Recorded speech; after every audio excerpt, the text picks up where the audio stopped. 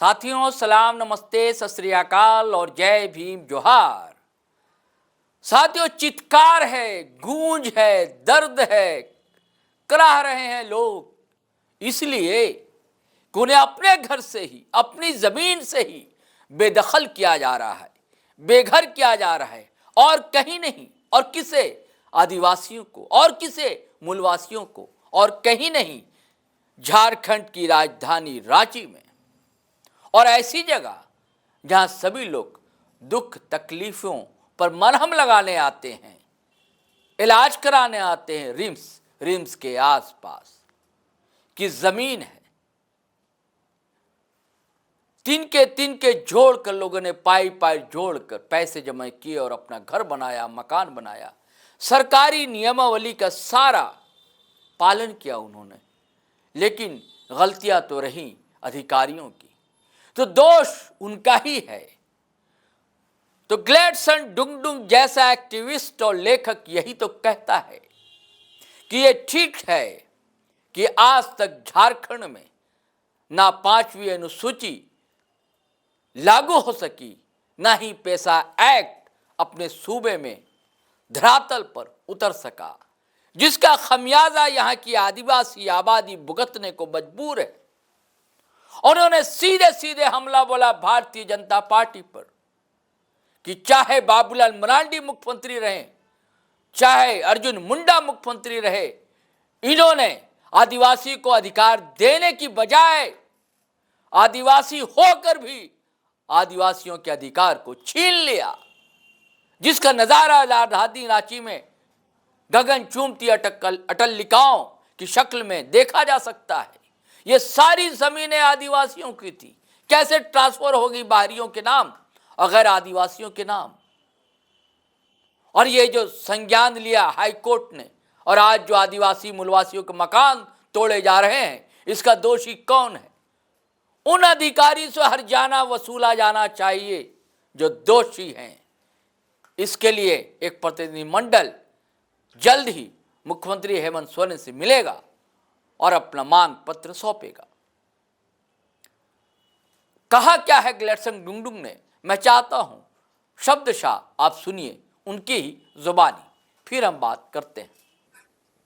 मुझे लगता है आपको याद दिलाना चाहता हूं, झारखंड के लोगों को भी सत्ता में है, न्यायपालिका में है और देश में जो भी हैं, जो भी देखेंगे, उनको हम याद दिलाना चाहते हैं जब स्ट्रीट डॉग के अधिकारों की सुरक्षा के लिए माननीय सुप्रीम कोर्ट अपना फैसला बदल सकता है। तो मेरे लिए चिंतनीय विषय है कि आखिर माननीय झारखंड हाई कोर्ट ने इस फ्रीजिंग कोल में अपना जो फैसला है उसको क्यों इन्फोर्स कर रहे हैं, क्यों नहीं बदल सकते? और सबसे बड़ी बात है, दुर्भाग्य की बात यह है, हमने देखा है कि वहां जिन्होंने अपने जीवन में जो पैसा कमाया उसे इमारत बनाया, और वो भी अवैध तरीके से इमारत नहीं बनाया, उन्होंने जमीन खरीदा, उसका म्यूटेशन हुआ, उसका रसीद भी काटा, और वो निरंतर जो है कि सरकार को रेवेन्यू दे रहे थे, और अचानक से बुलडोजर लेकर वहां पर तोड़ देना, इससे बड़ा अमानवीय कार्य नहीं हो सकता है। क्योंकि आप सोचिए, छोटे छोटे बच्चे जिस तरह से बिलख रहे थे, रिम्स प्रबंधन और अब तक जो भी स्वास्थ्य विभाग में मंत्री रहे, क्या उनको आज तक पता नहीं चला था कि वहां पे अतिक्रमण हो रहा है? क्या सरकारी पदाधिकारी जिन्होंने रसीद काटा, म्यूटेशन किया, उनको पता नहीं था कि वो रिम्स की जमीन है? आखिर किनकी वजह से आज फ्रीजिंग कोल्ड में वहां जो भी है सबसे ज्यादा आदिवासी लोग हैं, उनको इस तरह का जो है कि अन्याय सहना पड़ रहा है? हम अबुआ सरकार से मांग करना चाहते हैं, जितने भी, चाहे वो रिम्स के डॉक्टर रहे या कहीं भी काम किए, जैसे भी करके अपना घर बनाया था, जिनका भी घर उजाड़ा गया है और इस मामले में जितने कर्मचारी, जितने अफसर शामिल रहे हैं, उनकी सैलरी से या उनका घर बेचकर या कहीं से भी पैसा जुगाड़ करके जिनकी मकानें तोड़ी गई है, उनको जितना में मकान तोड़ा गया था, आज का डेट में उनको उतना पैसा देना चाहिए, वसूल के उनको देना चाहिए। तब उनको पता चलेगा कि आप जो है कि कोई भी व्यक्ति अपना सपना का घर बनाता है और उसको आप तोड़ते हैं तो क्या दर्द होता है। मतलब लोग कितने मेहनत से अपने लिए जो है कि आवास बनाते हैं और आपको उसको तोड़ने में 1 मिनट का समय नहीं लगता है। इतना अमानवीय कार्य झारखंड में हो रहा है जिसको बर्दाश्त नहीं किया जा सकता है। इसके लिए निश्चित तौर पर, इसके लिए मैं मांग करता हूं आबुआ सरकार को बहुत जल्द एक हाई लेवल का कमेटी बनाना चाहिए, जांच की जाए जल्द से जल्द, और जितने लोगों का घर उजाड़ा गया है और जितने लोग इसमें शामिल थे उनका सैलरी से उनका घर बेच के जो है कि इनको जो है कि पुनः जो है सारा कुछ पैसा दिया जाए ताकि वो लोग अपना बसेरा फिर से बसा। इसी मुद्दे पर दोस्तों केंद्रीय सरना समिति एक गुट के अध्यक्ष अजय तिर्की भी बमके हुए हैं और करारा जवाब देने की कोशिश किए उन लोगों की जो जोड़ने की नहीं तोड़ने की कोशिश करते हैं। उनका भी दर्द उनके कंठ से फूटता है, आप महसूस कर सकते हैं। उन्होंने भी मीडिया से रूबरू होकर रिम्स मामले में अपनी बातें रखी।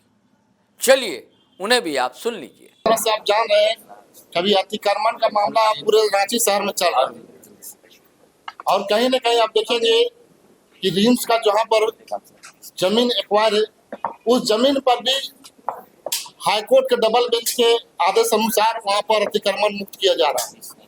लेकिन मैं साफ तौर से कहना चाहता हूं कि अतिक्रमण मुक्त हो ये हम भी चाहते हैं, लेकिन रिम्स इतना दिनों तक अगर आपके जमीन में कोई अतिक्रमण कर रहा है, कोई फ्लैट बना रहा है, कोई पक्का मकान बना रहा है, कोई कच्चा मकान बना रहा है, तब तक रिम्स कहाँ सोएगी। मैं इसलिए कहना चाहता हूँ कि वहां पर जो लोग रिम्स को जमीन दिए हैं और उनको भी रास्ता से बंद कर दिया जा रहा है सड़क। इसलिए मैं कहना चाहता हूँ कि अभी हमने हाल ही में ही परसों दिन के माननीय मुख्यमंत्री डीसी साहब को आवेदन दिया था, इसको दे दीजिए गौर से। और इसमें पूरे गांव के लोग 2 बस्ती के लोग मुझे कांटेक्ट किए और उनका कहना था कि हम लोग जमीन अतिक्रमण से बाहर है, फिर भी जो रास्ता से हम लोग आना जाना करते हैं उस रास्ता को ब्लॉक कर दिया जा रहा है।